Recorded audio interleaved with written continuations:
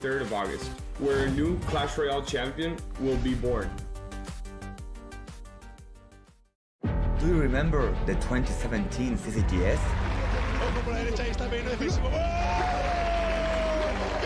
I do. The best in the world competed there. But now, some of them are gone. Dali. CMCQ. Yao. Electrify. Even Music Master is gone. We had such great times. We hated to see you go. We miss you. But not too much. Clash Royale has evolved since then. We already know the best teams. But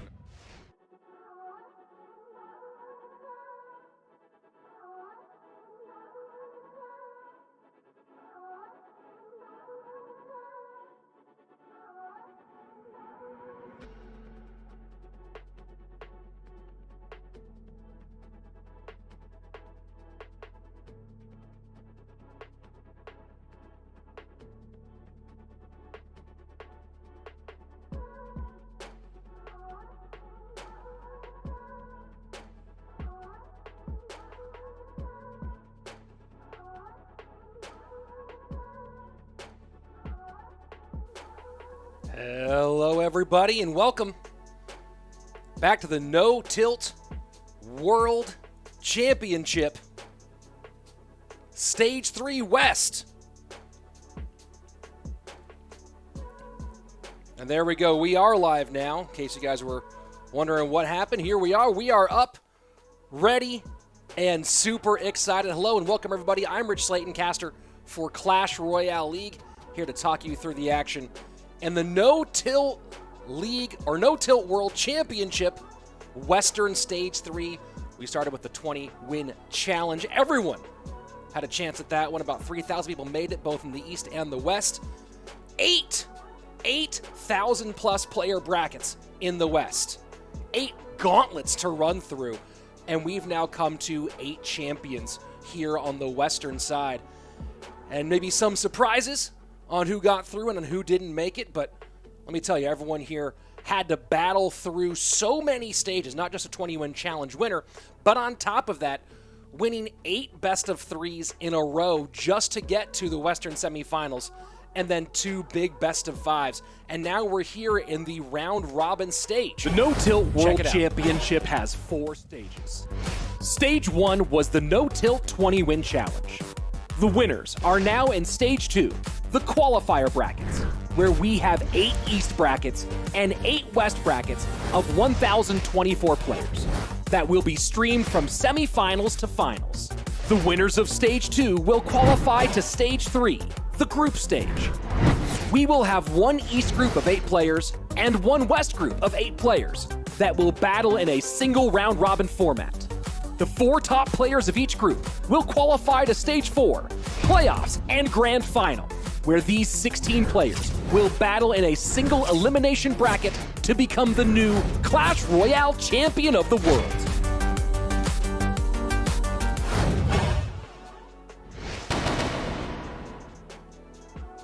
And there you have it.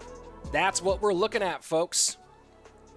The No Tilt World Championship Stage 3, from every single player who has Clash Royale on their phone and pressed play on that 20-win challenge, down to the top 8 in the West, top 8 in the East. Of course, East already happened this morning. My friend Enchantin casting that one in the wee hours of the morning, where it might be a little bit early for me here on the West Coast. And I'm here now for the Western side of it. And this is going to be multiple days of round-robin play. I'm really excited about it. We're going to see really who the best 4 are out of these top 8. There's no luck at this stage. It's how many wins can you get going through all of these top-tier players. We're going to separate the wheat from the chaff here, absolutely, but let me tell you one more time. Once we take a look at the actual lineups for today, you're going to see not much chaff. A whole lot of wheat. The cream has risen to the top here. Steven Stone asking, can I switch off slow mode in the chat? Guys, I have absolutely no control over what happens in the chat.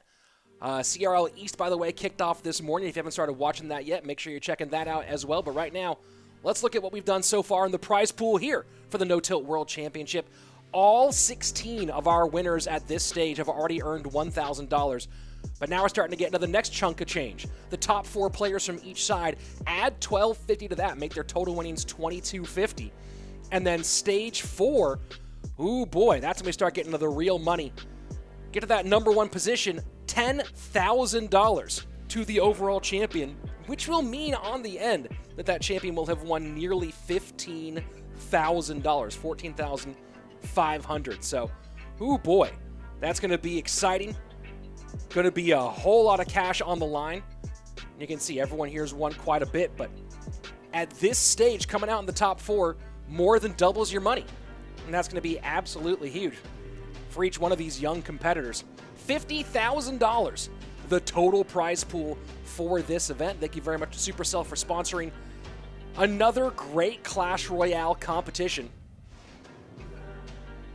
We're going to be getting to the action here in just a few minutes. We'll be showing you guys the bracket so you can see precisely what's going on and who's playing who. Not really a bracket anymore. We are in the round robin stage. What does that mean? All 8 of our Western players will cycle through their opponents. So you will see every single matchup amongst this top 8. Here are the top 8 who did qualify for this stage in the tournament. And a lot of names you already know, especially if you're dug into the Clash Royale competitive scene. 2 CRL players on the Western side, Adrian, Piedra, and AirSurfer getting through. But you see a lot of very active players from the semi-pro scene. A big opportunity here for them to add a huge accolade, maybe get eyed for a potential CRL contract. Miniminter, Vitor, Boss, Wolfstochter, Schwarzen, and StarWars. All 6 of these guys, very talented with various levels of experience, whether it be in CCS, No Tilt League. A lot of opportunities here for these players, some from the Orange Crown League as well. Of course, we know Schwarzen and Wolfstochter, part of that existence team that won CCS. Starting things off, though, taking a look at StarWars, and that achievements part should not be empty for StarWars. The guy's a very, very talented player, has been grinding in competitive Clash Royale for 4 years, just outside of that pro scene. I first saw him playing in Super League Gaming's tournaments a long time ago, and of course beat both RF and Lapo to get here. Boss, probably a fan favorite here in the chat. I'm expecting a lot of you here are rooting for Boss, who is now playing in CRL East with TTG. So congratulations, Boss, for your CRL Eastern debut. Big win for the squad earlier this morning, for me this morning.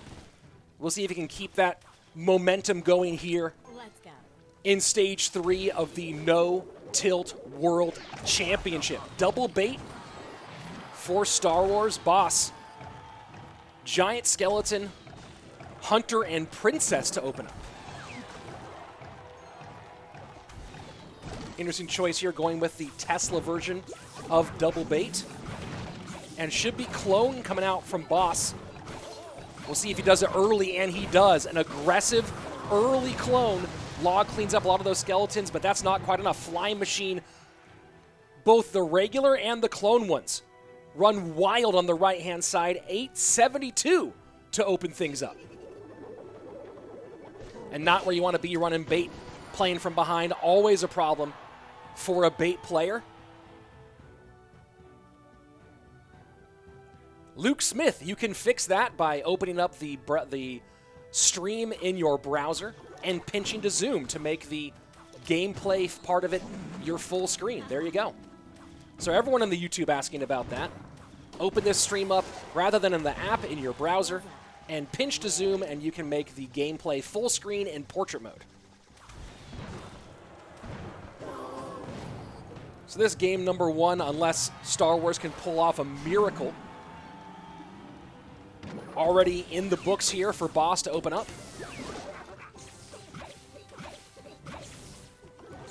We'll see, of course, if he is able to hold on. More likely than not, though, in pretty good shape. Hunter high to defend against the skeleton barrel. No log and cycle, so that's going to be a decent chunk of change on the left-hand side.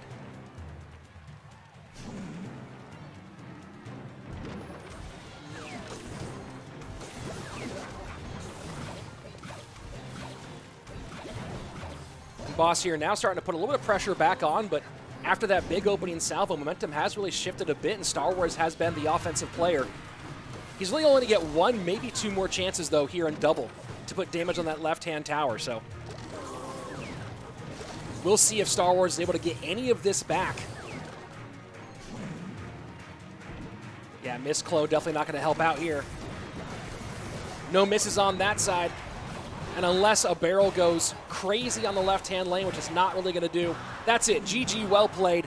Big opening push from Boss secures game number 1 in this best of 5.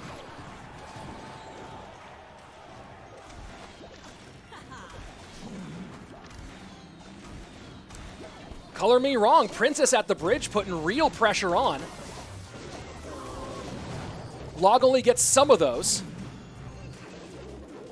And Boss just not able to break through here. I called this one a little early, folks. That's going to be a lot of damage on the left-hand lane. Oh, my word.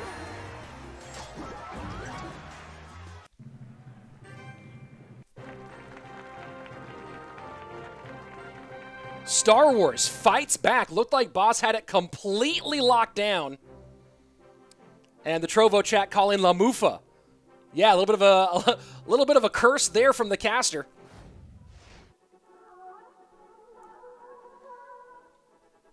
And win for StarWars in game 1.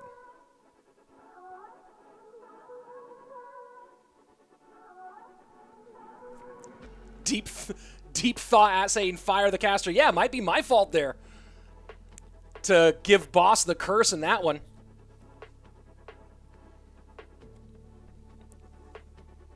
Looked like he had it locked down pretty well, but StarWars able to battle back. No small spell for Boss does make that defense challenging.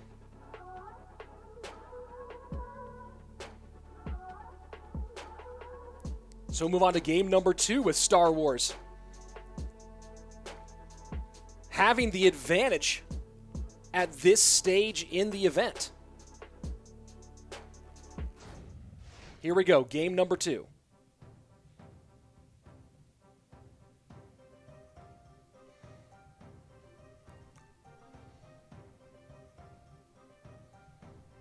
Yeah, guys, that was a pretty bad call on my part. I'll tell you exactly what happened. I saw the countdown at the end of regulation time, and for some reason my brain was like, oh, there's already a tower down. So I'll cop to that one.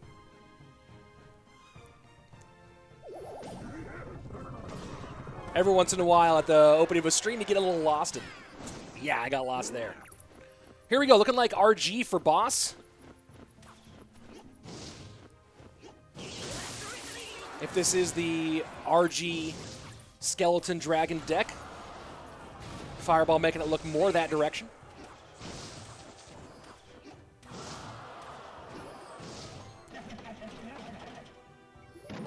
Steven Stone saying I jinked Boss. Yeah, I might have jinxed him. Well, that's what happens when you think a tower's down and it's not.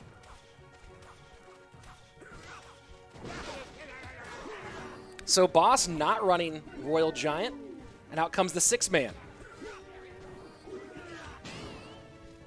And on the right-hand side of the screen, big Mega Knight push coming in.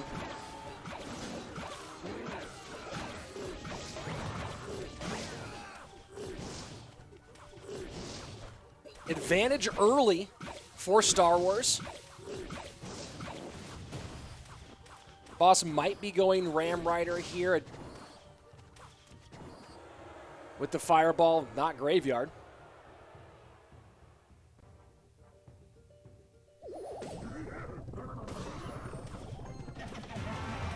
First minute away, and Boss bar butts up one more time. I see some people in the Trovo chat saying that other players are calling other streamers have been calling the Royal Recruits the 6-man. It's caught on.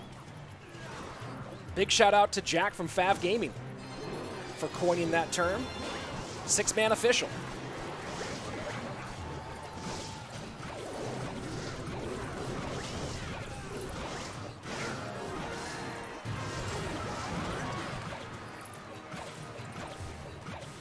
And Chugga, no, this is not a lose you or out stage. This stage is the round robin stage of the No-Tilt World Championship. So these players will be playing all the way through their round robin for about a week.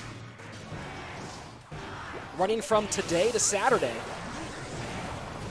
Every one of these 8 players will play all of their opponents. Game number 2 for StarWars.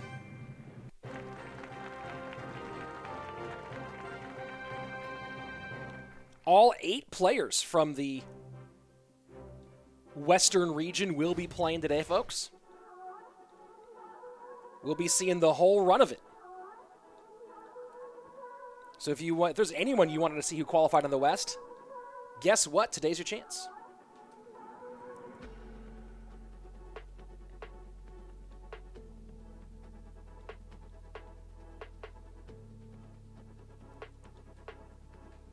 Stage 4, which these players are trying to qualify for, will be the elimination stage.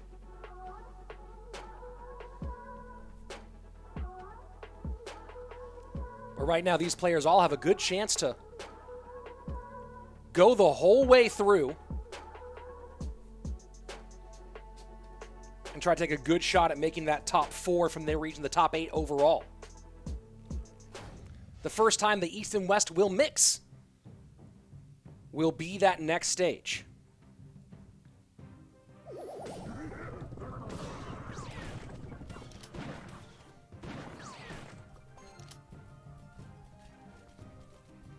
So Muskie's on both sides for the moment. Looking like Muskie GY for Boss, potentially.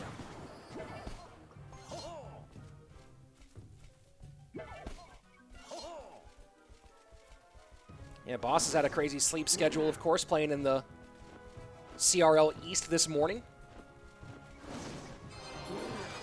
It's going to be Muskie GY both directions.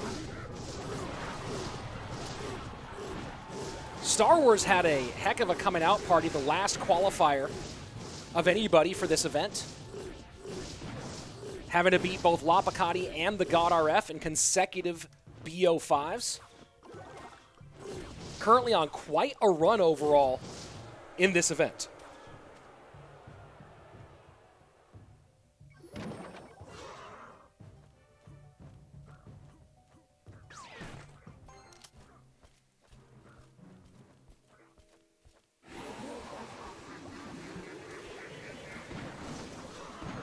Star Wars has been pretty darn good for a long time, though. People have been sleeping on Star Wars, and you know, I know a lot of the semi-pros were rooting for him in that final qualifier the other day. As I said before, I first saw him back in 2018, playing in the Super League Gaming events, and he continued to play through those all through 2019.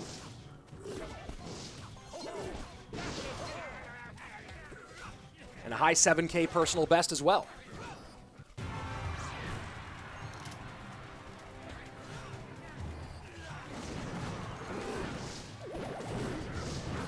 So pretty even matchup so far between these two at this stage.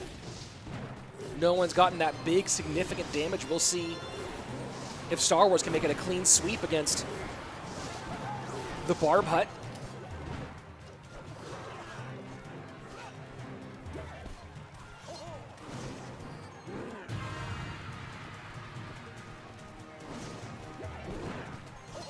Final 25 seconds of regulation play. So far, Star Wars has been winning the bridge battle despite the pressure of the Barbarians.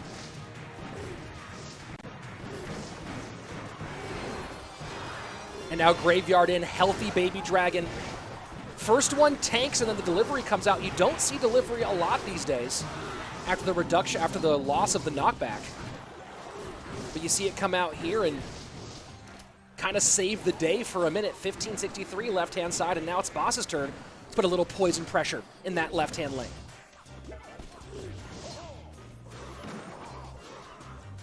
Not quite a mirror matchup here, but very similar looks from these two players.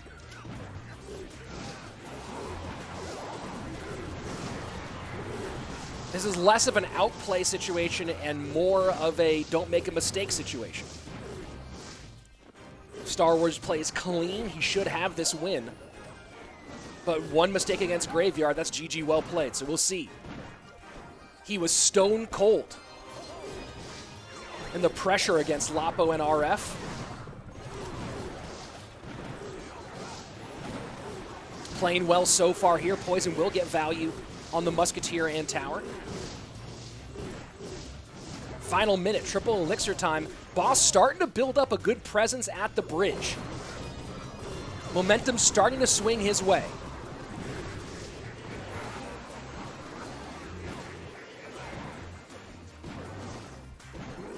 And with one Barbarian swing, that's going to be the lead for Boss. I don't know if StarWars can get in a position to take this back at this stage. Boss should win game number 3 here, although, guys, I've already made one terrible call today and cursed Boss. Let's see if I can do it twice. I don't think so. Poison down defensively. Boss going to extend this one to game number 4. Not quite enough of a lead for StarWars in single elixir. And oh my gosh, Poison in. Oh, I did it again. Did I do it again? Oh my gosh, I almost cursed Boss twice. Holds on by 55 HP. Holds on by 55 HP.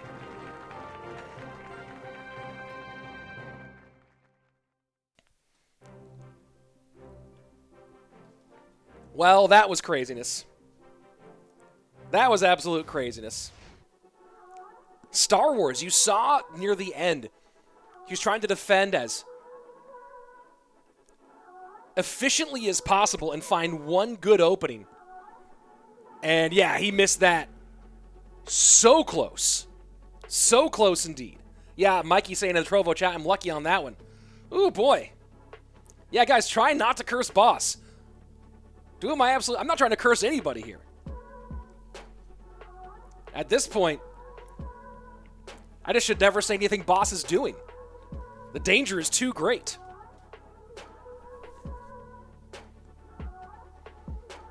Too great of a danger there. Boss did have the advantage here in triple with the Barb Hut. Able to hold on.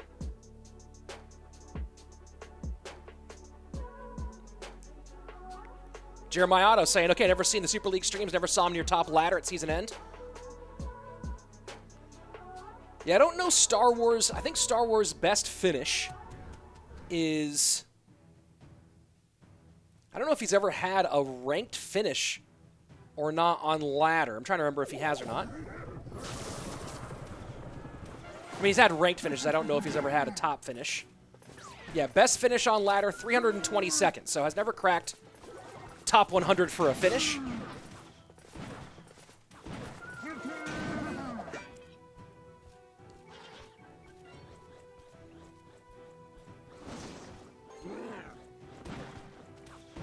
But has been grinding competitively, and you're seeing the results here.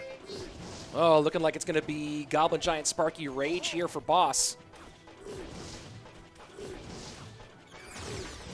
And there you go, Sparky to the outside.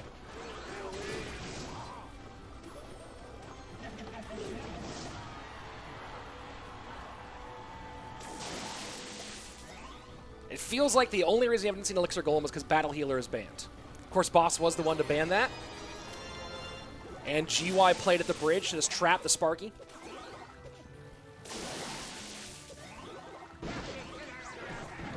And StarWars will come out on top on Elixir with this one, but aggressive. Going to be a Rage on top of this, I believe, from Boss on the right-hand side. We'll see. Nope, has to save it. No, decides to play the Rage. Thought he would save that, potentially defend against the Musketeer, decides completely ignore the Musketeer, and works out great for him. That's going to be Tower nearly down on the right-hand side. Boss with a big advantage early, but don't say anything about anything here, Rich. Just say what happens, and don't say that Boss should get this one.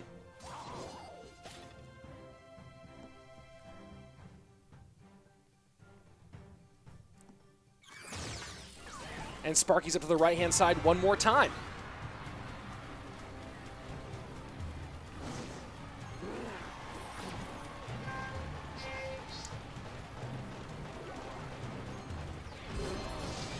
StarWars again playing Graveyard High against the Sparky. Cage for that Goblin Giant. Musketeer does force out the minions on the left-hand side. And a good bar barrel out of StarWars to rip shield, and a nice piece of skeleton work as well there. StarWars being forced to use Graveyard defensively. Again, we might see him try to lock this down. It is hard for Boss to get tower damage. Zap, the only direct damage, he's not going to start cycling zaps. That would be maniacal at this stage. And there you go, Sparky to the left-hand side. This is a good opportunity here for StarWars. Does he pull the trigger on the poison to get the minions off? And he does.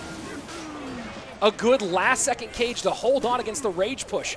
But the mini P.E.K.K.A. and the Dark Prince take it. We're going to game number 5. Unable to really get the offense started at all was StarWars. Really only got one shot at it. Took his shot, maybe took it a little bit early there. And immediately Dark Prince, Mini P.E.K.K.A., Rage, Boss pushes the opposite lane. Takes tower. So here we are, game number 5. Will StarWars clutch up or will Boss reverse sweep? A tight one here. In our opening match of today's round robin. Guys, we're not even done here. Next up, we'll have Vitor, the Portuguese player, up against Adrian Piedra. Then 2 Germans back-to-back. Wolfstochter against AirSurfer and Miniminter versus Schwarzen. And of course, every day they're going to be doing this full round robin, mixing up the matchups.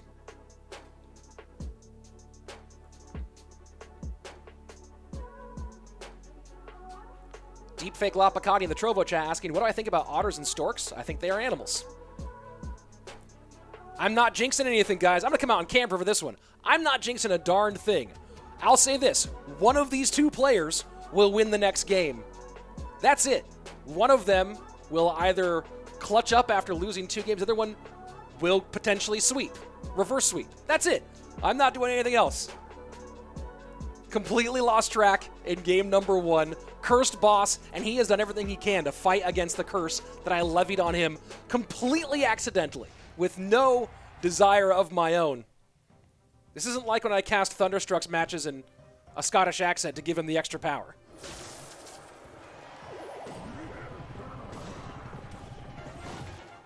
It looks like Boss might just be running it back one more time.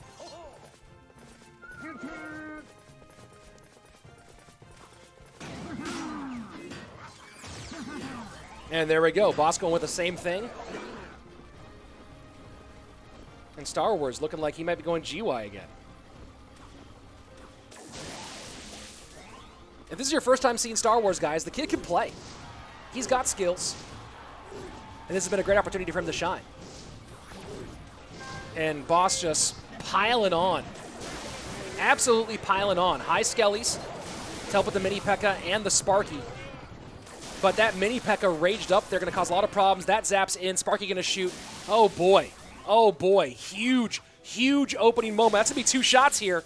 That's basically tower down, left-hand side. Boss with a huge opening minute of game number 5.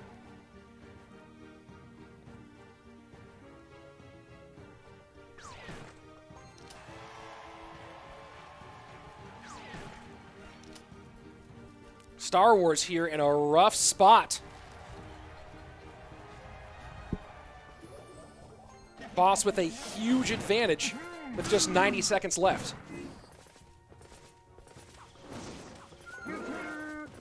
At this point, it feels like the only thing StarWars can do is put a denial of service attack on Boss's internet provider. No-Till World Championship, Clash Royale, and Rich Slayton do not endorse denial of service attacks. There's your disclaimer. This Sparky will not turn into anything. Musketeer with the counterplay. One more zap will finish off that left-hand tower. StarWars setting up. And Graveyard is getting tanked for with a solid poison in. Will it be enough? Musketeer, can she slide on through with the Graveyard taking for it? Nope. Mini P.E.K.K.A. high. Going to be one more chance for StarWars to get this one back, but more likely than not, Boss has won his first matchup of this Stage 3.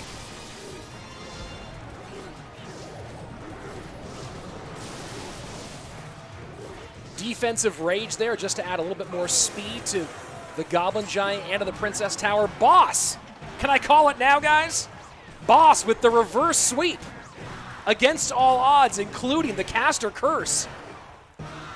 Wins his first match of Stage 3. StarWars has to be so frustrated. Guys, this is day 1 of Stage 3. We are going through Stage 3 every day this week through Saturday. Sunday to Saturday, 7 days of round-robin play. So plenty of opportunities for StarWars to come back and get into it. But a great start here for Boss. GG, well played. And that's got to feel good.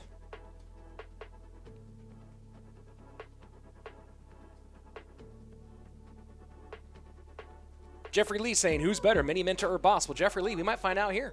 How about that? How about that one? Animal's asking, what do I want to improve my setup? Better background and a better camera.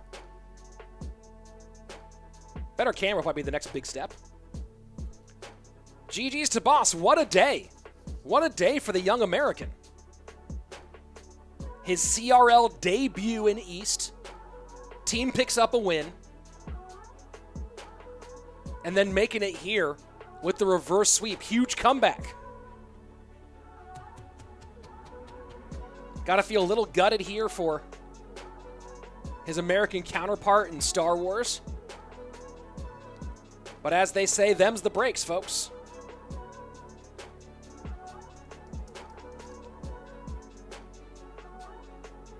We'll see how StarWars fares tomorrow. His next matchup is going to be against Miniminter. And tomorrow, Boss will be facing the Portuguese player Vitor. Both of whom we will see later today. Here's some of the action that we already saw. And this was my big... And guys, I'll tell you exactly what happened in this game. 5 minutes before broadcast, Mrs. Slayton was out feeding baby boy Slayton, dropped a plate, and I ran out there because it scared baby boy Slayton. He was crying, and I got here with 60 seconds to spare before we started broadcast. And on that first game, just thought that right-hand tower was down. My brain short-circuited for a second, and I completely cursed Boss. And obviously with that giant skeleton clone, no direct tower damage, Bait able to battle back. And then again in game number 2, just La Mufa comes in, but Boss is more powerful than that. Able to beat off the onslaught of attacks from StarWars and weather the storm of a Caster Curse. By 55 HP, holds on against that Graveyard. And then you know the rest. 1, 2, 3 in a row. GG, well played. So nobody moves on or moves out, guys. This is a round-robin format. All 8 of the players in West and all 8 of the players in East will be playing all week, all 7 days, a full round-robin format. So you will see Boss against the remaining 6 players in this stage. You will see StarWars against the remaining 6 other players in this stage. It's a full-on round-robin, so here you go, taking a look at the current standings, and you see this is a standings format. So each player will play 7 matches. Of Of course, win-loss record is the first most important stat. Head-to-head, I believe, will be the second tiebreaker. I have to confirm that. And then, of course, your plus-minus on games won lost. So right now, Boss out with an advantage. Coming up next, going to be another good one here. Vitor, the Portuguese player, up against Adrian Piedra. You can see Vitor with some OCL experience. And, of course, Pelon Army probably going crazy over on the YouTube chat in Spanish. On Espanol, one of the most popular players in the entire Latin American Clash Royale scene. A very experienced competitive player. 4 seasons now in CRL West. Spent 3 of them with Complexity. And now here with Chivas Esports, home country squad.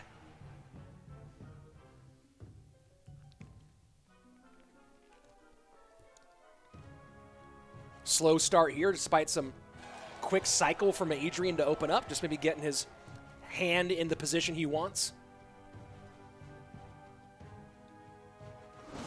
It used to be that this used to always be, hey, some sort of beat-down decks, but not really anymore. Not at this stage in the game. A lot of people just don't want to be the first one to flinch. Vitor right now on ladder. Of course, it's still mid-season, but right now is 26th in the world. Personal best, 7.8K.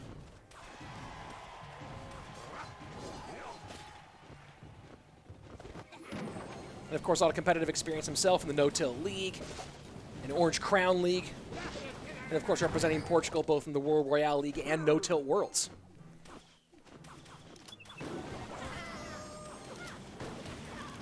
Heal Spirit pretty much everywhere right now in this game. Might be the next card to get on the nerf chopping block. We'll see. Steven Stone asking in the YouTube chat, what changes would I make in Chivas, or you think it's good? I don't know. I think Chivas just had a rough season. They need to shore up their 2v2 a little bit. They were great during the No-Till League Special Edition. I know Chivas has some changes planned, so we'll see what kind of changes they do have in store for the Western season starting this fall. Here you go, Graveyard down for Adrian. What a strange deck out of Vitor. No win condition. Just a play defense, overwhelm, cannon cart, bandit cycle.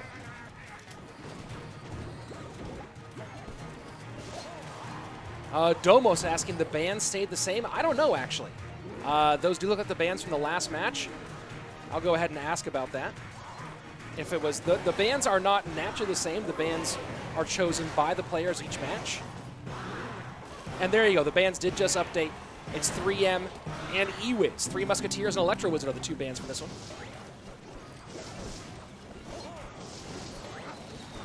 Deepfake saying that Richard and Uri are both out of CRL. A little surprised to see what happened with Uri.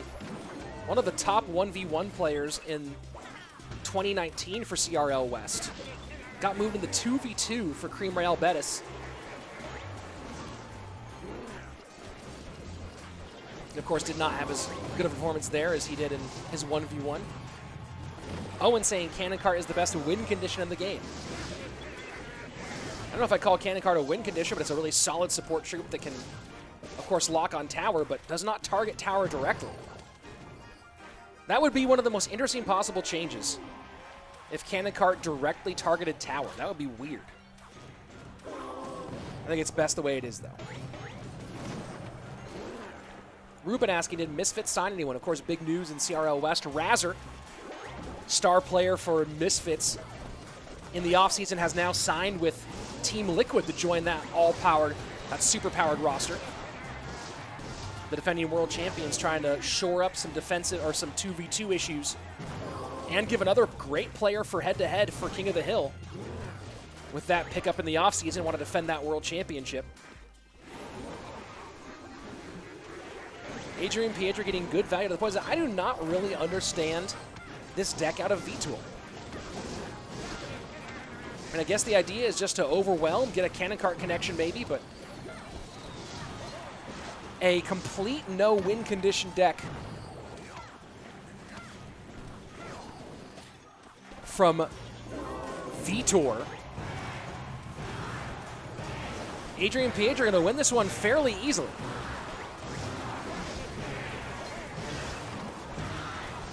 Vitor's deck was played in CRL East, says user. I was not watching this morning. I was asleep. Didn't work out here, though. Hurricane asking, do they choose each other's bans or their own? Hurricane, the bans are global, which means any card that's banned is banned for both players. So Adrian and Piedra chose to ban Ewiz. Neither player can play it. Vitor banning Musketeer. Neither player can play it.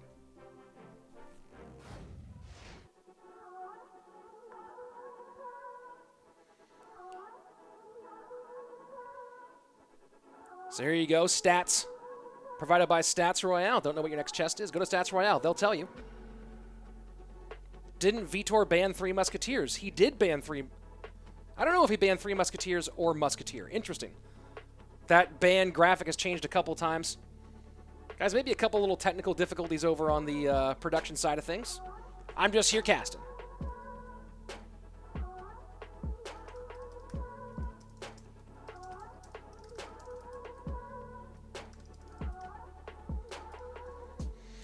Game number 1 in the books for Adrian Piedra. Yeah, someone in chat asking, is this a draft? Vitor doing some crazy stuff today. Link saying banning Muskie takes a lot of cycle decks off the board. That's true. Including taking 6 Loon, the Royal Recruits Balloon deck, off the board.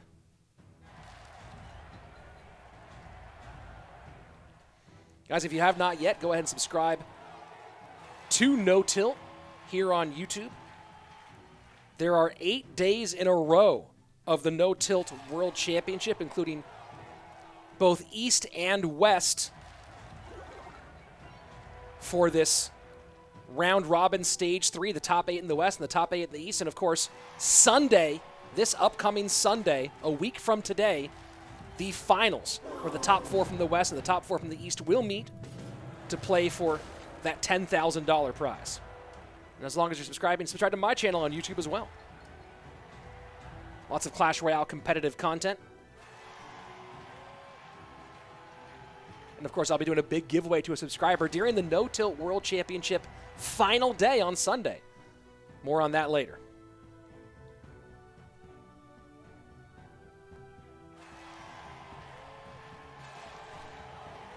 So another slow start here between these two. We'll see what Vitor has decided to do in this next one.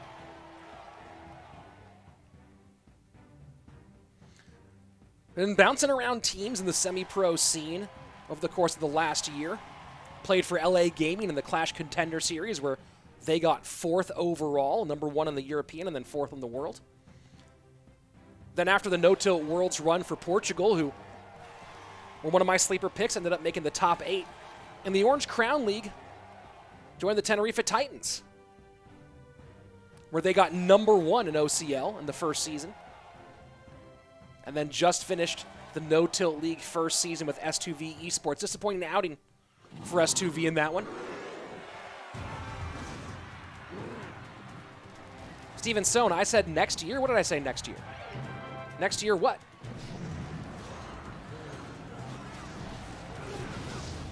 And there you go, Royal Giant for Adrian Piedra.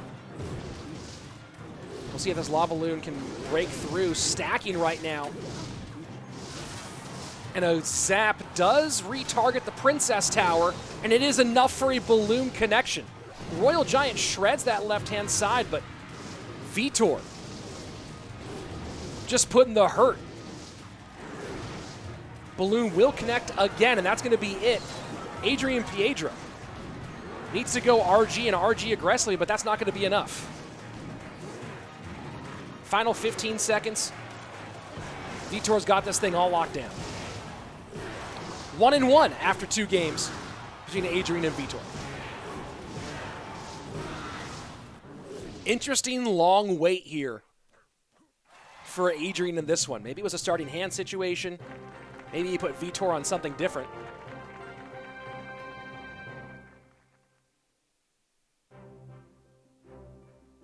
But very, very interesting choice to wait that long out of Adrian Piedra.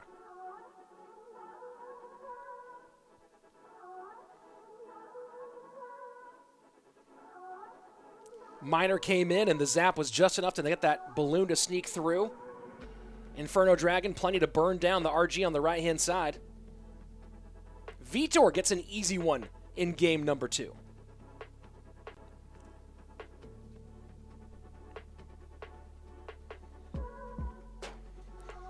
Cranster asking, do you think a triple draft would be fun in CROS fall season? Nope. I do not like triple draft for competitive. Especially because you can't actually watch the draft process, but even then, not a big fan of triple draft in competitive. More of a fan of just straight up Clash Royale content. Steven Stone, you said you're giving away the box next year.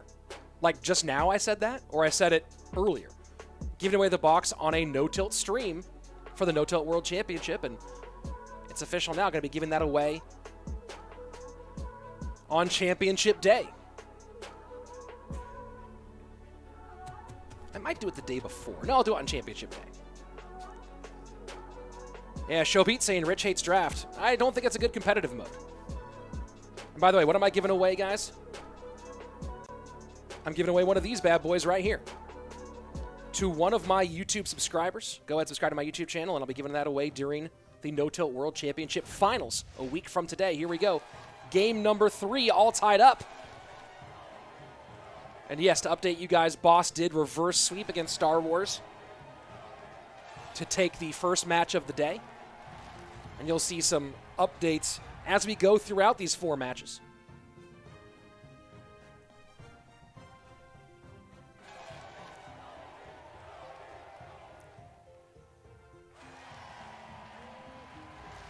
So the 3rd slow start in a row for the Aztec Eagle and Vitor. Very interesting the way these two have played this one today. A lot of staring matches here.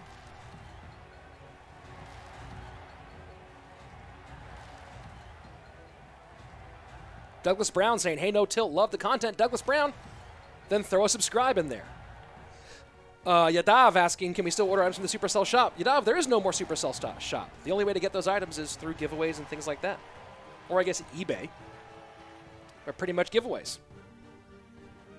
So if you want to get some of those cool items, hit that sub link. Well, guys, 3 matches in a row where we kind of stare at each other for this first 2 minutes. And let me tell you something, this is riveting. If there's one thing I do enjoy, it's watching a clock tick down and elixir leak.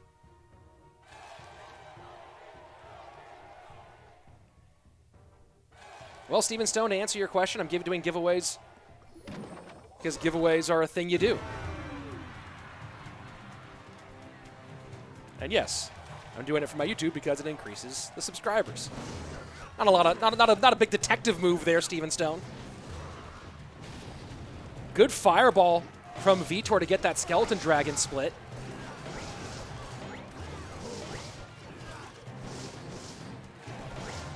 So 6-man on both sides.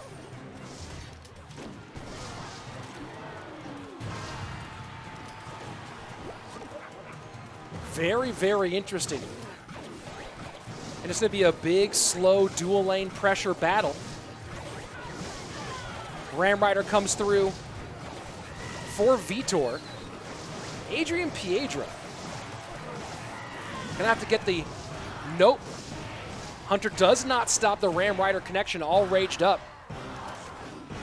So Vitor with the lead as we go into sudden death overtime.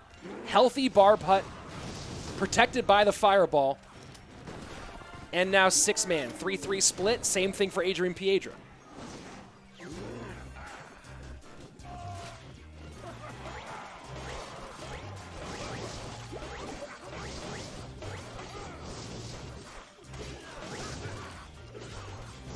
Dart Goblin left-hand lane, setting down some defense.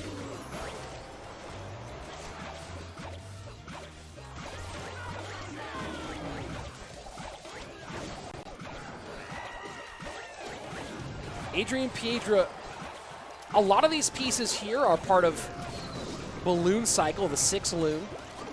But of course, Musketeer's normally part of that. She's banned. Hunter may be a substitution in here, but Skeleton Dragon's not typically part of Balloon Cycle. Could be Pigs or RG, maybe.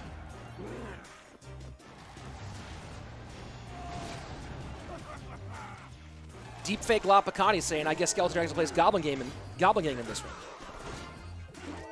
Maybe.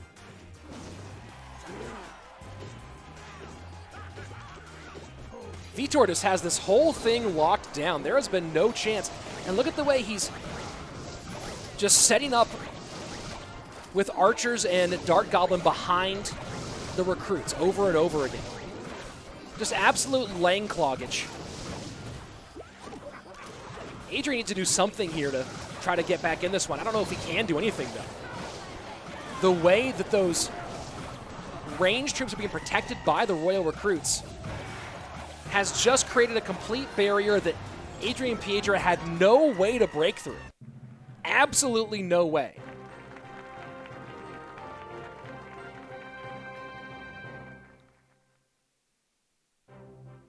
That Dart Goblin value was insane.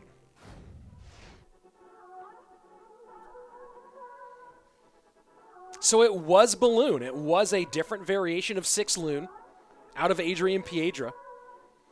But between the Barb Hut, Dart Goblin, Archers, Fireball, and Skeleton Dragons, just never saw a way through and was forced to play too much defense. The way that Vitor stacked Archers and Dart Goblins behind those Royal recruits was really nasty. And again, I don't know why Adrian Piedra waits until double elixir here. Jorgen asking that same question in Trovo chat. Really not sure about it. Cranster asking questions. My favorite card. Favorite card is Ice Golem. I think it'd be fun if 7 elixir replaced in CROS fall. I don't like the idea of party modes replacing standard modes in CRO because there is no competitive format for those party modes. 2v2 being the one exception, but 2v2 really could use some sort of truly competitive mode in the game, and we'll see if maybe Clan Wars brings that. Clan Wars 2.0. But there is no competitive pool for 7 elixir to be played and tested and stuff like that. When is CROS starting? Ask Avinash Reddy. It's going to be starting this fall. Boom, there you go. And again, guys, I'll show you what I'm talking about. I'm going to be giving away... Oh, never mind. Let's go right into the gameplay.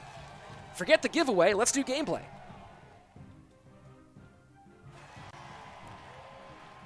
So Vitor now with the advantage. Yeah, Alan in the YouTube chat saying there's no way he could have used Balloon. He realized that. Yeah.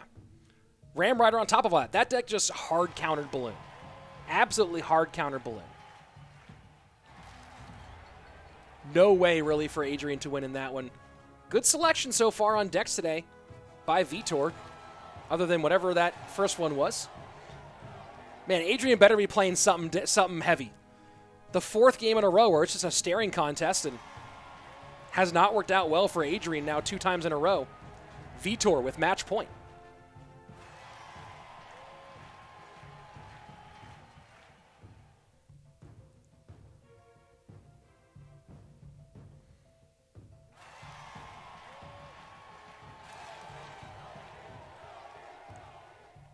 I am so curious about Adrian's deck selection here. He was phenomenal in his qualifying round. Really, really great in his qualifying round. And it's so fun to see a veteran like this playing at his top level. People forget kind of how good Adrian was in Season 1 of CRL. Playing for complexity. People really do forget just how good he was that season. Absolutely nasty in the 1v1. And then kind of been up and down in CRL West in 2019. Having the 1v1 set move to set number 3 behind King of the Hill, I think did hurt Adrian a little bit. Playing in good form to make it to this stage. Hurricane, thanks for the sub. I do really appreciate it.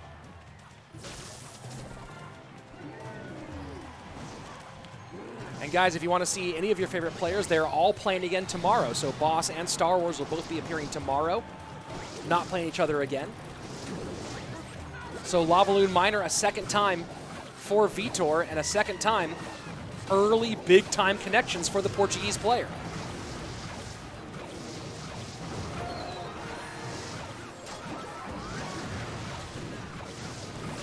Godspeed asking if Adrian's a one-trick. Absolutely not.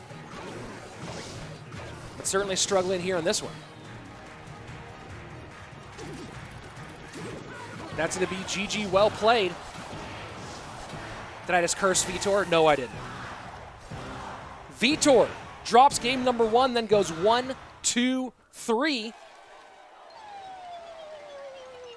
And all Adrian can do is throw out some crying skeletons. Vitor got through his first task easily here.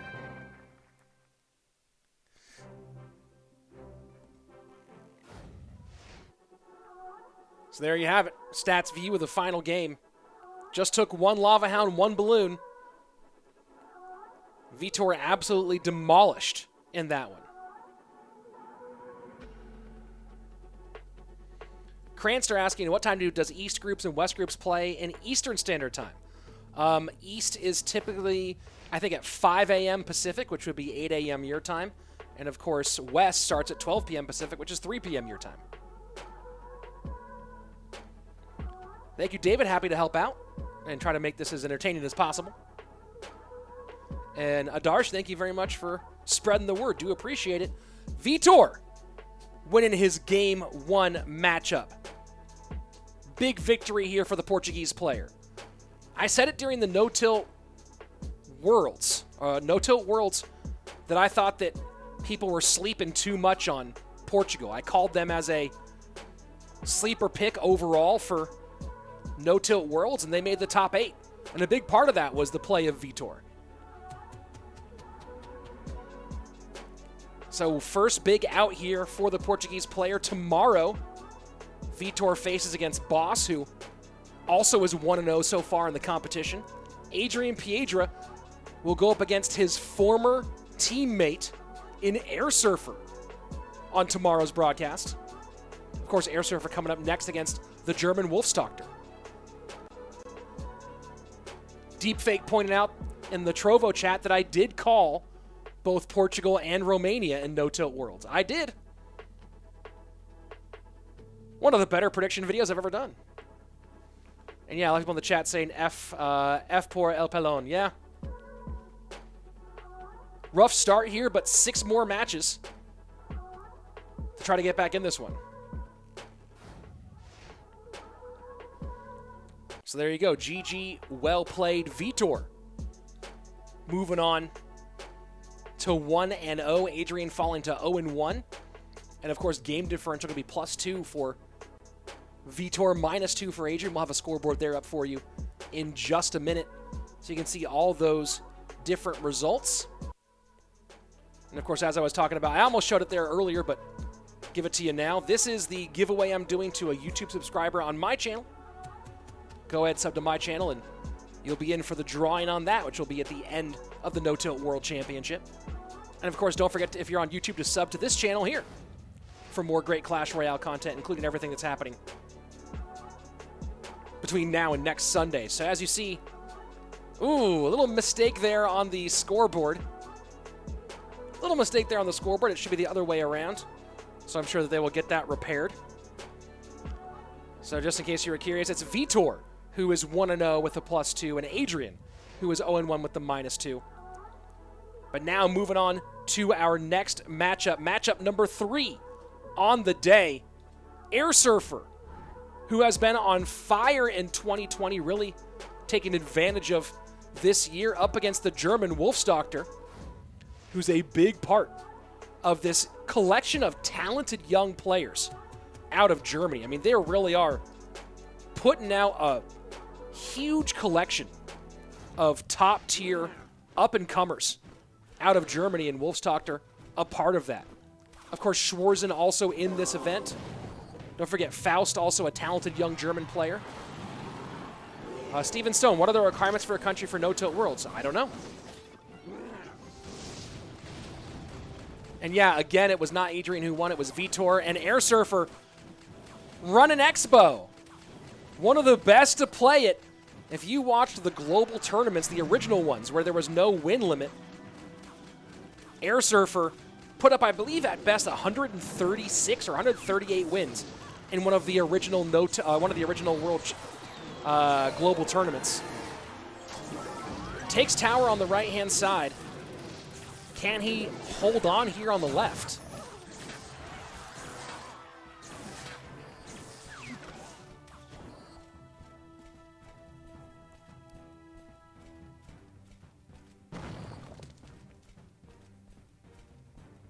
There was no win limit, Neptune, in the original, not a win limit. In the original global tournaments, the matchups were just random.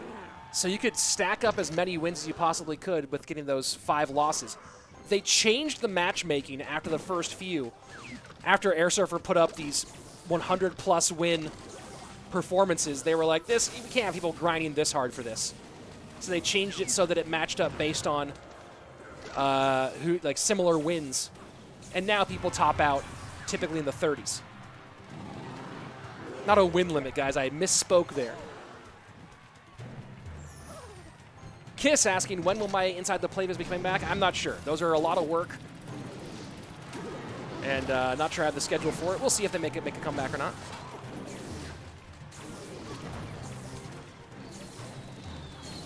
AirSurfer trying to keep it locked down here with 35 seconds left. But going to lose this tower on the left-hand side.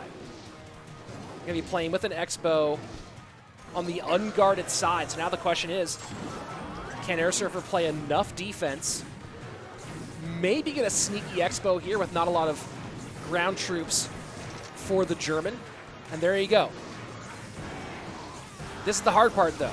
Barbs do go for the surround. Expo does connect.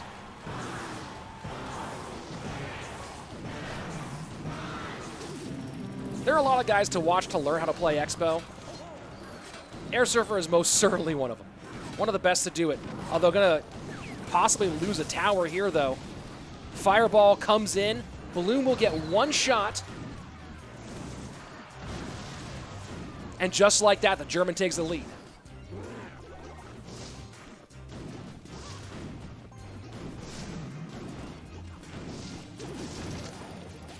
Miner into the right-hand side to the back. More concerned about the balloon right now is AirSurfer. Expo does connect, and that's a big-time connection for AirSurfer. 549 to 579. This gets tricky here. Yeah, Expo high, it's what he has to do, but the Inferno Dragon's still alive. Expo will not get a ton of damage. That Inferno Dragon causing huge problems. That Inferno Dragon might be the reason why AirSurfer loses game 1, and it is. Man, a 1 Elixir Inferno Dragon gets tanked for by the Lava Hound, and that ends up changing things. AirSurfer nearly battled back from that one.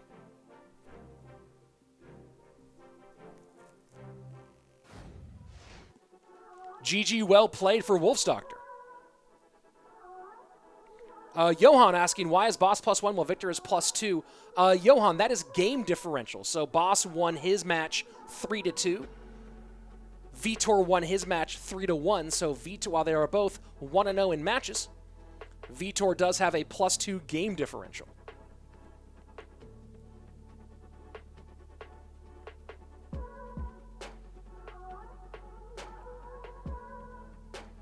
So AirSurfer did his best in that one, nearly took it.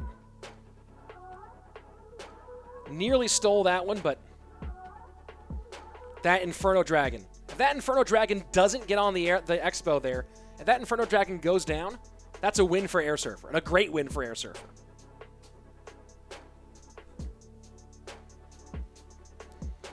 Interesting how much more popular 3.0 Expo is now than 2.9. Of course, if you know 2.9, typically it's an Ice Golem rather than a Knight. But it's been all about 3.0 lately. Here we go. Game number 2, the German with the advantage.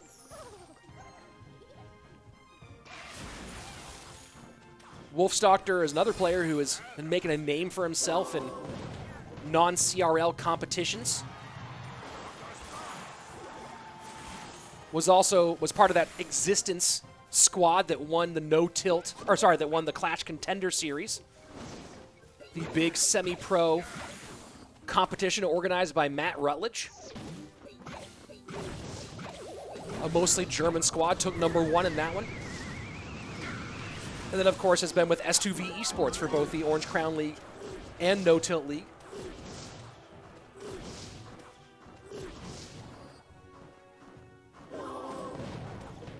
So interesting Hog Cycle deck here from AirSurfer.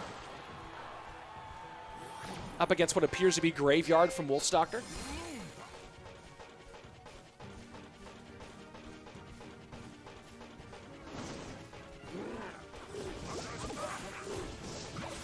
Hog Triple Spell is the most popular Hog deck in competitive play right now. Obviously not Hog Triple Spell here. Interesting Hog Cycle variant instead. You don't see much Hog Dark Goblin right now.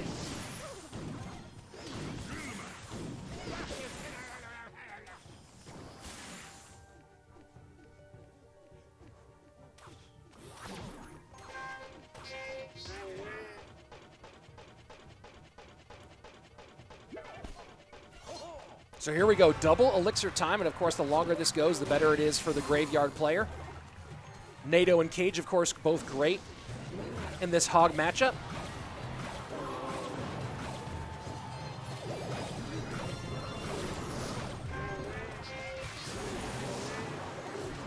And look at that late poison placement in by WolfsDoctor, trying to predict maybe a Dark Goblin coming out from behind King Tower. Doesn't come out there. AirSurfer holds on to the small green dart shooter.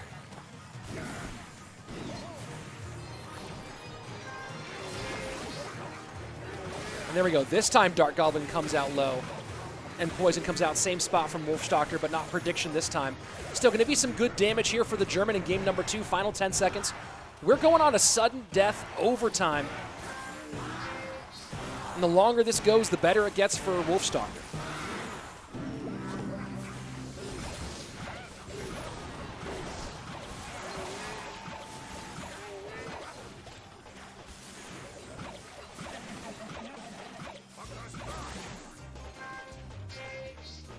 What an interesting Hog Cycle deck out of AirSurfer. Dark Goblin instead of a Musketeer. And then essentially Mini P.E.K.K.A for Cannon.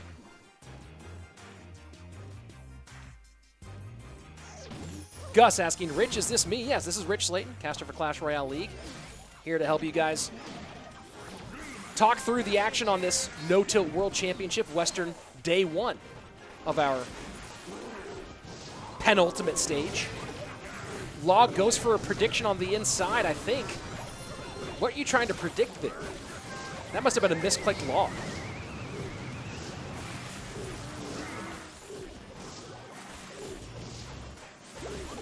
And good Graveyard connection left-hand side. WolfsDoctor extending the lead and now loading up Ice Wiz in the back. Top 4 from this event will move on, from this stage will move on to the finals. This is the first of 7 days. Poison on the Dark Goblin one more time, and just a rough situation all around here for AirSurfer. 2 tough games back-to-back. And there you have it. WolfsDoctor going to take game #2 and match point. GG, well played.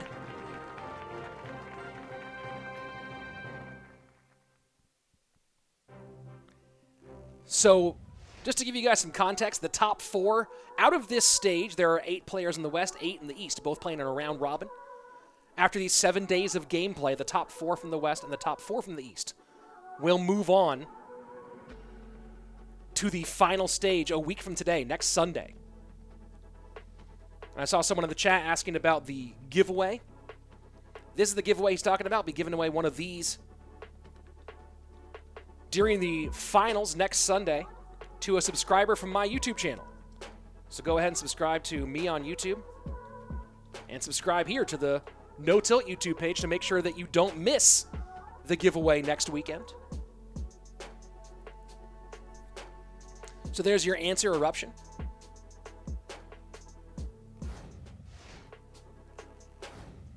Here we go, game number 3. Wolfstochter with a chance at a big sweep here over AirSurfer.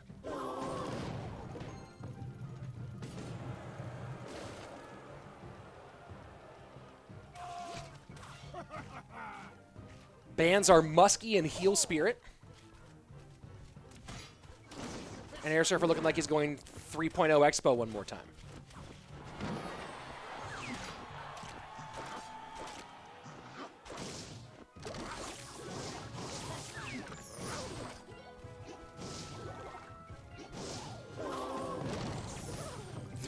Expo for AirSurfer, and maybe RG here for Wolfstochter. Going with the Ice Spirit rather than the Heal Spirit, since Heal Spirit is banned.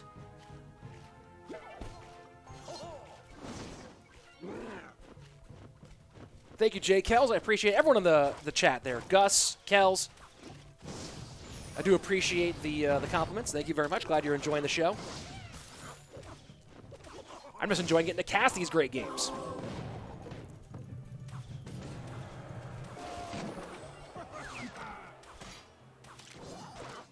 So you see AirSurfer not getting aggressive with the Expos in this one.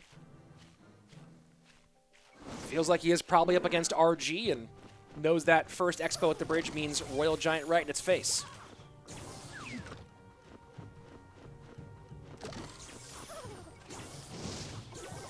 You don't see a lot of 2.9 or 3.0 Expo these days. Not in competitive. You know, typically it's gone towards Icebow.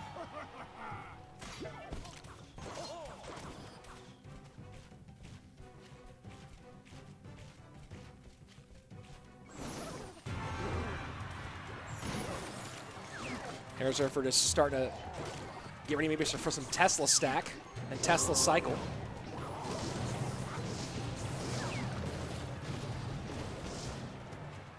And so far, it's just been pretty much spell cycle defensive. Expo sets up for AirSurfer now that we're in double. And RG goes opposite lane. So Wolfstochter knows he can get back to another one, knows that Expo was not going to be played at the bridge right then, sets up Royal Giant right-hand lane. We'll see if he's able to break through or not. That's a good fireball out of the German. Royal Giant will not break through, but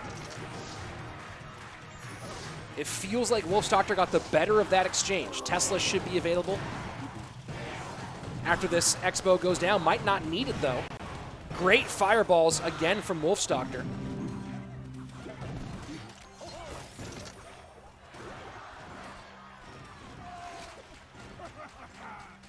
Expo down, and RG right and ready.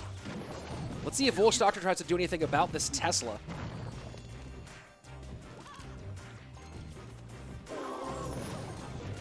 I'm assuming that Hunter is that last card for the German. Has not been a factor in here yet. And now AirSurfer starting to build a city. Let's see if he can do that in triple elixir. Start stacking Teslas, stacking Expos. If he's going to win game number 3, that's how it's going to happen.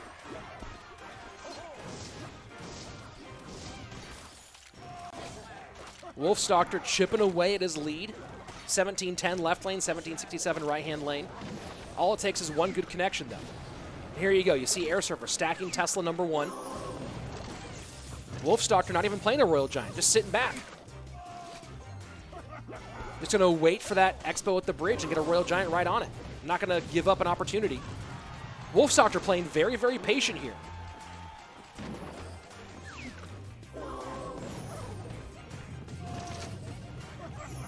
And Expo does finally come down. RG in front. And that Expo's going to do nothing here. The question is, can AirSurfer get back to another one and take advantage of this Tesla stack? Doesn't feel like it. 27 seconds left. Huge, huge deficit here for the American. Fireball should clean this up pretty easily. And that's it. GG, well played. Wolfstochter coming out with a huge, huge 1-2-3 sweep to open up stage 3.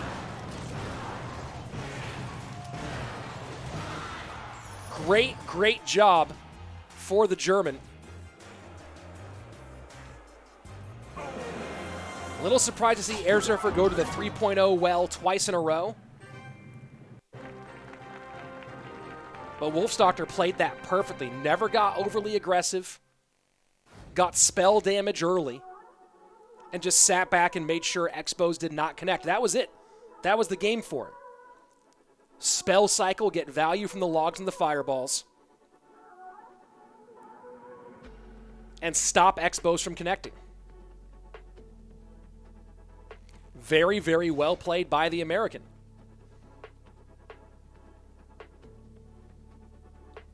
So third match of the day goes fairly quickly here, folks.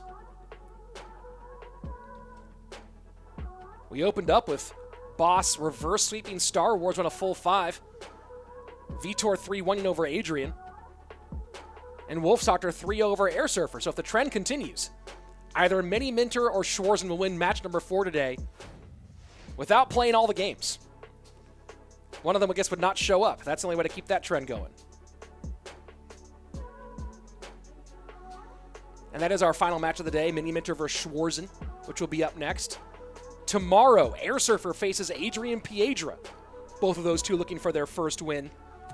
And WolfsDoctor will go up against his countryman Schwarzen, who we'll see here in just a few moments.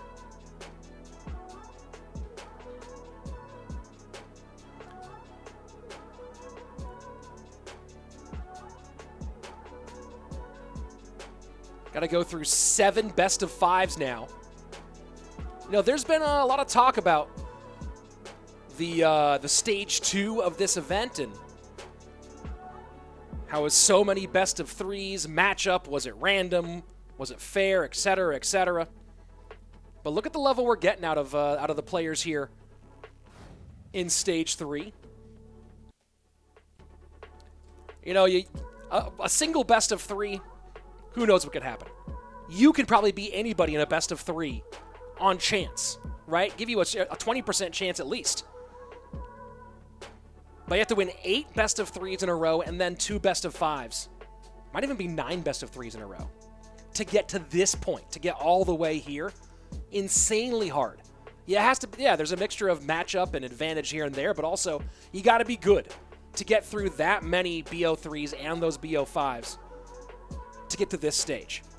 Of the 32 players who qualified, who made it to the semifinals in the West, 15 of those were from CRL. And then we ended up here with this chunk, and look at these players, man. I've been casting competitive Clash Royale a lot, both in the semi-pro and pro scene, obviously, and every single name here has had an impressive run over the last 18 months. WolfsDoctor currently in the lead. 1-0 with a 3-0 finish today. Here we go, moving on to our 4th and final match of the day. In just a minute, I guess. It's still saying that Adrian Piedra won. Yeah, I'm not in charge of the graphics. Someone else is. But yes, that should be switched. Vitor did win and Adrian Piedra did lose. And now here they are. They're fixing it now. Boom, there you go. Vitor should be a +2, not a +3. Adrian should be -2, not -3, but you guys get it. It'll get sorted out.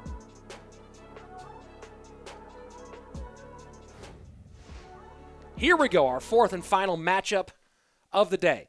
Will it be a forced forfeit if one person doesn't show up? Yeah, that would be the case. If you don't show up for your match, you forfeit. Jackson, can I explain the +3, +2, +1? That is your game differential. So the plus-minus is game differential. So today, WolfsDoctor won 3-0, so he currently has a +3 game differential. And here we go. Miniminter versus Schwarzen. And Schwarzen is definitely, I mean, there's a lot of players, a lot of talented players here to watch in this event. Schwarzen, though, has been on a tear as of late. between his performance here in the No Tilt World Championship, what he did in the AMG Cup. Very excited to see Schwarzen here. Miniminter, very, very talented as well. This is going to be kind of a nasty matchup. These are probably two, I would say two easily of the top 10 semi-pro players in the game right now. Either one of these guys has a good chance at moving on to our next phase. Schwarzen, the German player, 8.2K personal best. As I said before, has been very, very good. Helped take No Tilt, the Team Liquid Academy to 3rd place in the No Tilt League first season that we just finished. Part of that same Existence roster that got #1 in the Clash Contender Series. Miniminter with an easy King Tower activation here against Skeleton Barrel. So very interesting mortar bait deck out of Schwarzen. Miniminter with kind of an old school, or I guess last season, look at RG.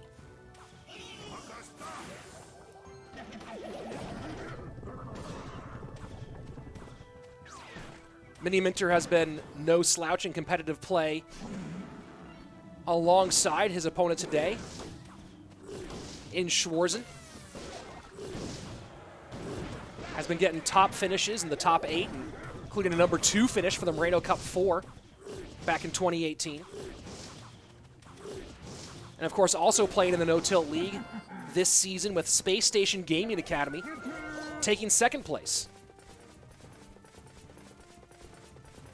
And Miniminter with a very, very long competitive history, all the way back to RPL 2 in 2016.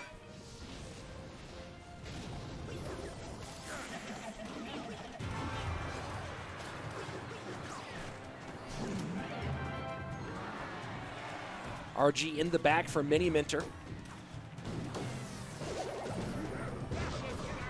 Miniminter has been competing a lot in my personal tournaments on my channel. It's become almost a running joke that I basically am just giving Miniminter money at these stages. Has not been in a while, but I believe the 4-time winner of my $100 Opens. If you want to compete yourself, by the way, there you go in the chat. RG connects on the left-hand side for Mini. About to open up a pretty big advantage here. Bar Barrel takes care of the Skelly Barrel on the right-hand side. Viper saying this is a popular mortar deck now. I have not seen this mortar deck being played in competitive.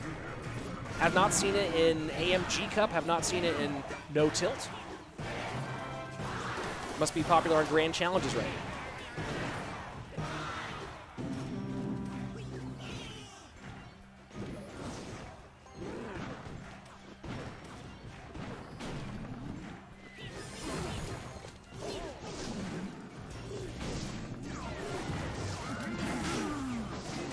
RG down left-hand side, not going to break through against this mortar.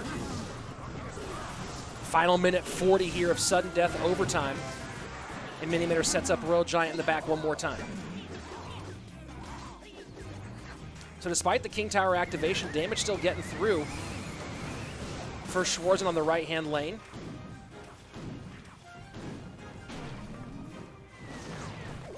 Solid understanding there by Miniminter to make sure no damage comes through there. That's just having run that multiple times. 1183 now down with some more tornado damage. 1135 to 1510 as we go into triple elixir.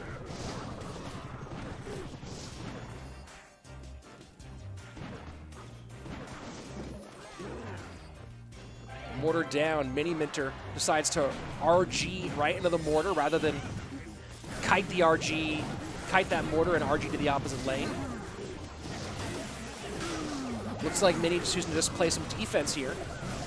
Plays for Peru, lives in America. Of Peruvian descent is Miniminter. And now RG pressures opposite lane. Cage Bar Barrel gonna not do enough on the right-hand side, but doesn't really matter now. Mini's starting to put together another advantage over Schwarzen. Final 10 seconds. That's going to be a GG well played. No way for Schwarzen to get on tower fast enough at this stage. Easy early King Tower activation for Mini, and at that point, defense was pretty much just locked down.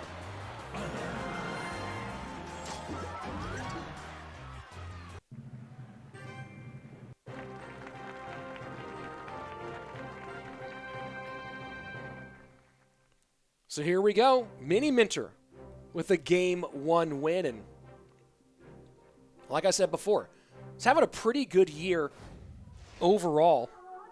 Been very active in this 2020 season.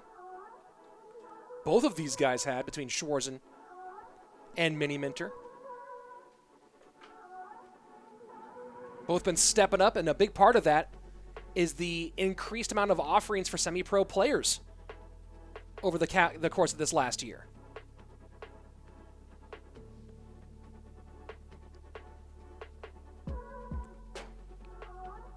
And again, for those of you who do want a chance to compete yourselves, there are lots of ways to compete. One of them is on my weekly 100. Next one coming up on Wednesday. Go ahead and take that link to register. Wait, am I right? Is it on Wednesday? Yes, it is on Wednesday. Wednesday the 19th.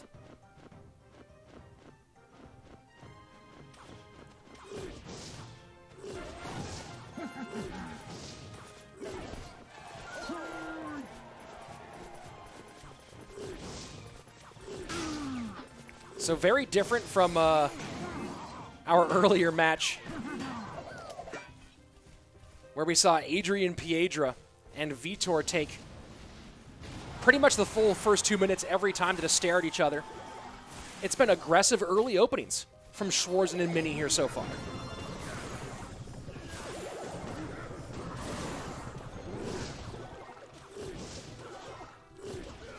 Graveyard in for Schwarzen. And it's Miniminter again playing Royal Giant. And again, not the most popular Royal Giant deck.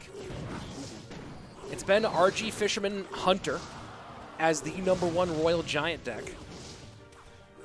In fact, if you go into the app and take a look at the rankings right now, I've been trying to check pretty consistently because everyone's talking about it. It seems like the top 5 decks have been that Royal Giant deck. Pretty consistent. The Royal Giant Fisherman Hunter Heal Spirit deck. A lot of the players in the top 10 playing it. Right now it's the #3 deck for Framcito, #4 deck for Bancito. It's the #6 deck right now. The EWIZ version versus the Skeleton Dragons version. This Royal Giant deck not being super popular.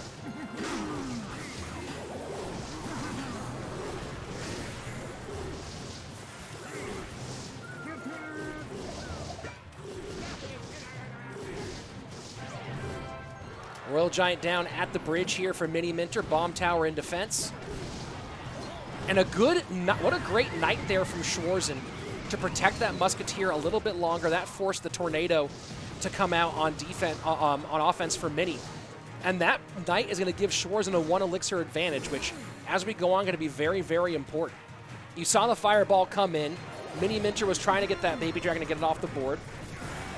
Nice knight there. So there's a pressure Dark Prince in the opposite lane from Schwarzen, or from Miniminter. Schwarzen now does have the lead, takes advantage of that 1 elixir that he gained.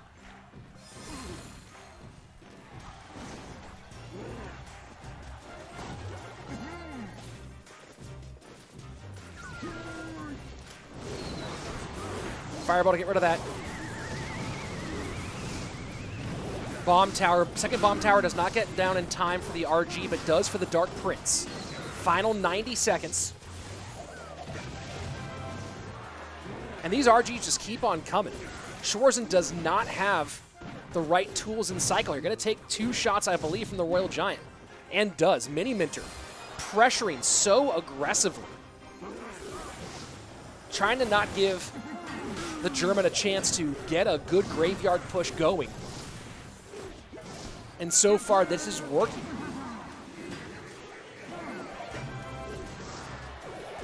Mini sets up in the back, triple elixir time, final minute. And now Schwarzen trying to pressure with these graveyards.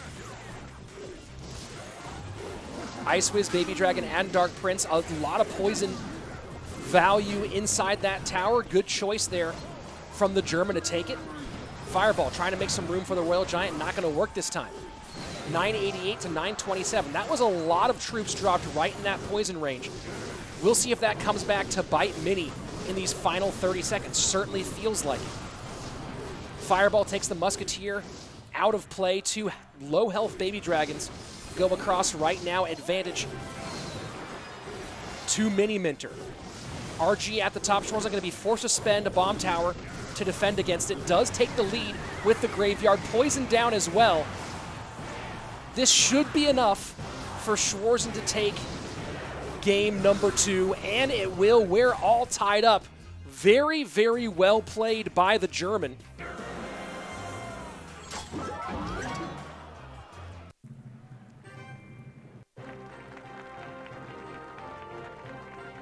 GG, well played. Very, very well done by Schwarzen.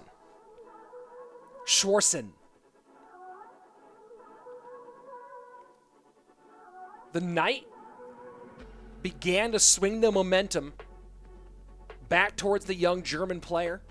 Protected the Musketeer just a little bit more to be able to hold up on defense.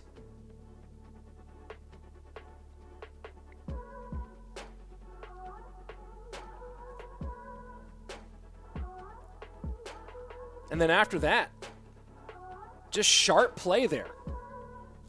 It really felt like Mini had that one locked down in game 2. Here we go, game 3 all tied up.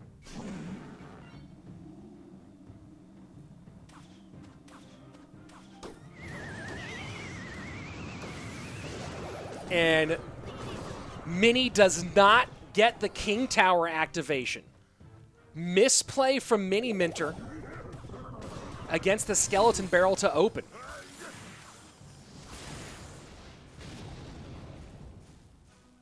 And Schwarzen now putting the pressure on a little bit. 1917 to the right-hand lane. Looks like Mini going RG one more time here. And it is. Miniminter loving Royal Giant today and loving these not super popular variations at the moment. Fireball not going to get the Royal Giant on tower. Mini are honestly looking a little bit off in this best of 5. This time we'll get the King Tower activation.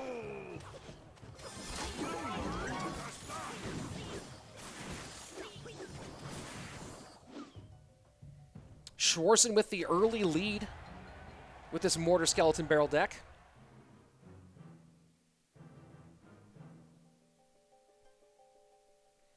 Very interesting here.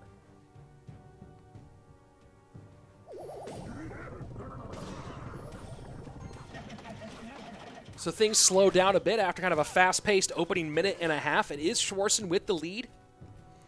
Damage in both lanes. 18-18, of course, on the right-hand side, the one to keep an eye on.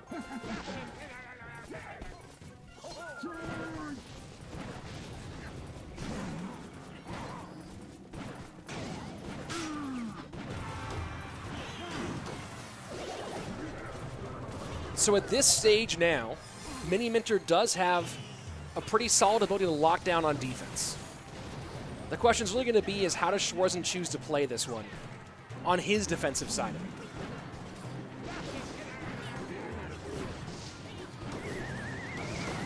It's going to be very difficult for Miniminter, for Schwarzen to get much damage on tower.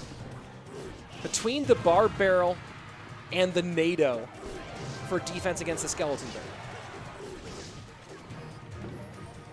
He shouldn't really be getting mortar connections here. Not to mention the cage.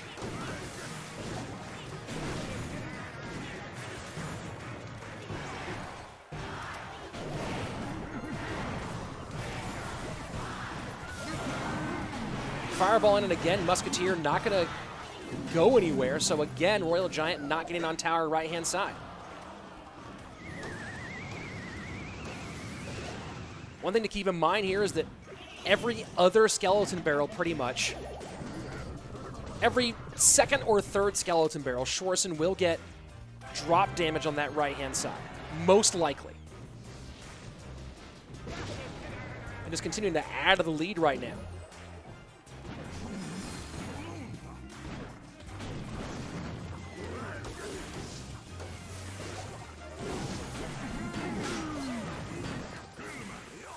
So while Miniminter won the first edition of this matchup, and this is looking like it's pretty much the same matchup. I don't know if the RG was the exact same deck. I think it was. Schwarzen with a really solid adjustment. You got to wonder, though, how much that initial NATO miss might have been a factor here.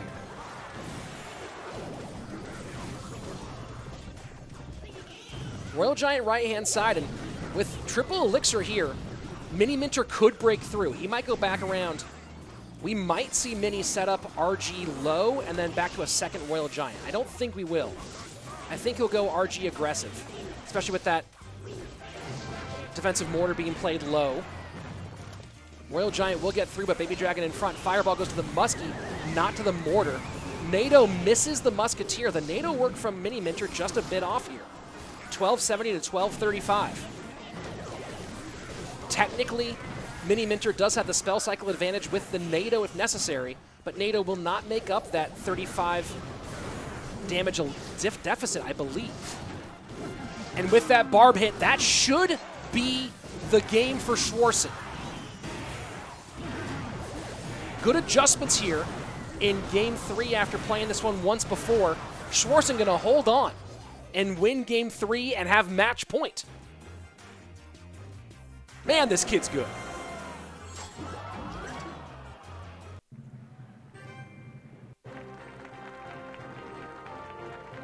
Schwarzen is worth paying attention to, guys. That's what it comes down to. The kid's worth paying attention to. Definitely on the short list of semi-pro players making their case to get looked at a little more closely. And of course, you can bet that all 6 of the semi-pros playing on the western side of this, or I guess not, oh, I guess 5 of them, Boss now playing with CRL East. So let me correct that here. The 5 non-CRL players on this western bracket, all of them really hoping to make a big splash here at this event.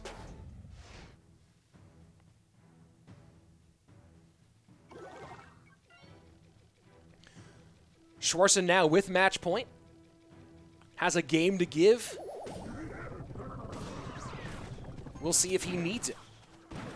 Miniminter just a little off that last one.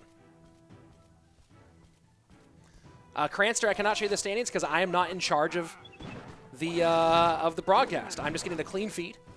It will be shown after this match. Miniminter might be running 6 Loon here. Musketeer, Heal Spirit, Fisherman. Looking more and more like that. The Royal Recruits Balloon deck. That's what I mean when I say 6 Loon and looking like it.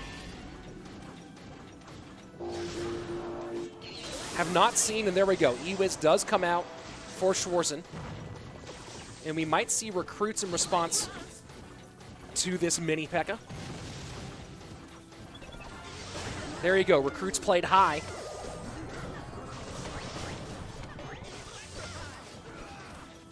And that's going to be a lot getting through on the right-hand side. That's going to be tower down right-hand side. Oh, boy. The Barb Barrel came through, ripped off those shields. And between the Ewiz, Bandit, and Big Mama P.E.K.K.A. just brutalized those recruits. And I'm not going to call this one yet, folks, because I've made that mistake before today, but ooh boy, Miniminter with a bit of an uphill climb here. And by a bit of an uphill climb, It's a sheer facing wall with a handhold and a half and a frayed rope.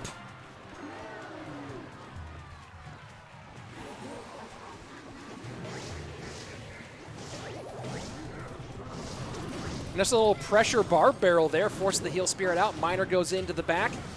Lumberjack does not pick it up. 334 remains.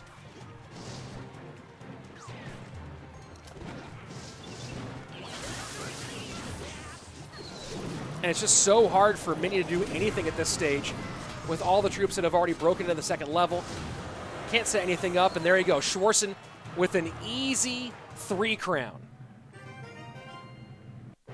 Schwarzen with an easy 3 crown.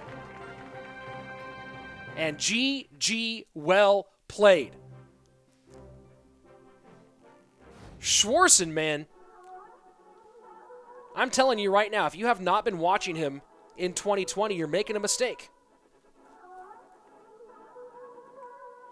You got to look at what this guy's been doing. Great performance in the AMG Cup that we just finished.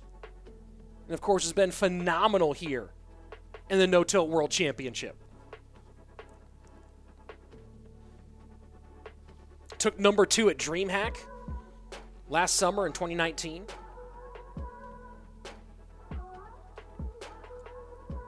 I don't know what they're doing in Germany for Clash Royale, but it is producing some talent.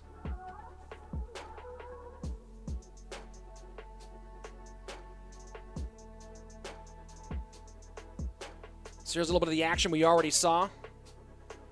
First time this matchup played, Miniminter just had it completely locked down. Seemed like he had Schwarzen's number. And then game number 2, Schwarzen made 2 or 3 really, really good plays that ended up giving him the win.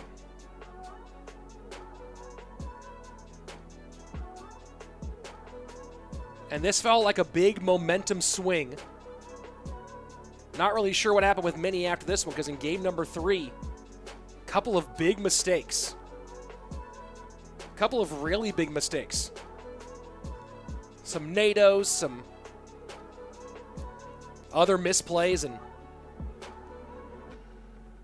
Schwarzen takes match point, and at that point, matter of time. And this last one, Miniminter goes 6 loon, and we're missing the more important part of the match. We're seeing the end here, but it was the Royal Recruits defense played high against the P.E.K.K.A. And you understand why, trying to get all that Ewiz Bandit Mama P.E.K.K.A. away from his Princess Tower and keep it up there high, but what it did was it made the Recruits susceptible to the Barb Barrel. Barb Barrel comes through, rips off all those shields, bye-bye Recruits, bye-bye tower. So the high play of the Royal Recruits, I wish we could see that replay, man. Unfortunately, I'm not tapped into the replay booth. But yeah, those high Recruits might have been the beginning of the end there. Let's take a look at the standings now at the end of day 1. WolfsDoctor, Vitor, Schwarzen, and Boss all taking wins today. Big-time wins for those 4. StarWars, Adrian, Miniminter, and AirSurfer all have to regroup for tomorrow's matchups. I don't know if they're going to show you guys a graphic of tomorrow's matchups, so let me tell you what's happening tomorrow. 12 p.m. West, 3 p.m. East, 9 p.m. Central European Summertime. The 2 Germans, both undefeated, WolfsDoctor and Schwarzen, will face off first. After that, Miniminter and StarWars, 2 American semi-pros, both looking for their first win in this next stage. Then a battle of the only 2 CRL West players in this stage. Adrian Piedra versus AirSurfer. Well, I guess, don't forget Jupiter King's playing over in the East, so 3 CRL West players in here. And then the final matchup tomorrow, another matchup of 1-0 of undefeated players. It will be the American Boss taking on the Portuguese player Vitor. And of course, Boss tomorrow playing without having to wake up early to play in CRL East. So if this is how he played when he's exhausted from playing in the morning, we'll see what he's like completely well rested and ready to go. So those are your matchups for tomorrow, folks. And again, if you haven't already, make sure, of course, that you are subscribing to my YouTube channel. Subscribe also here to the No Tilt YouTube channel so you don't miss any of the matches. We have the No Tilt World Championship Stage 3 going today through Saturday, and then finals next Sunday. And of course, subscribe to my channel, link in the chat right now, for a chance to win this box. It won't necessarily be these exact items, but this is representative of the kind of items. I'll be giving one of these away during the No Tilt World Championship Finals to one of my subscribers to my YouTube page. And if you do want to get a chance to play yourself, guys, there are plenty of chances to play competitive Clash Royale. Of course, the semi-pro scene expanding more and more here in 2020, but also chances to play and win cash on your own. Download Geyser, and you can play in my next $100 open tournament, which will be this Wednesday, the 19th. I might have to adjust the timing, though, so I don't conflict with CRL West. So that start time might be pushed back to not conflict with CRL West. I'll let you know, but go ahead, download Geyser, and you can go ahead and play in those tournaments. Also, CWA, Clash with Ash, offers tournaments on Geyser as well for Clash Royale. Chances to win cash every single day with open tournaments for you. And of course, in some of my open tournaments, sometimes it's just casual players, sometimes it's big-time semi-pro, sometimes it's big-time pros. 2 weeks ago, the finals was Igor and Lapicati, so you might have a chance to prove your mettle. Some of you guys in the chat saying that you're as good as these players. Well, show up on Wednesday, see if they show up, maybe you have a chance. Guys, that's it for today's No Tilt Western Stage 3 first round. We'll see you back here again tomorrow, every single day, same time, same place, for the No Tilt World Championship for everyone at No Tilt, and of course, Clash Royale. I'm Rich Slayton. See you guys soon with more of the No Tilt World Championship. Later.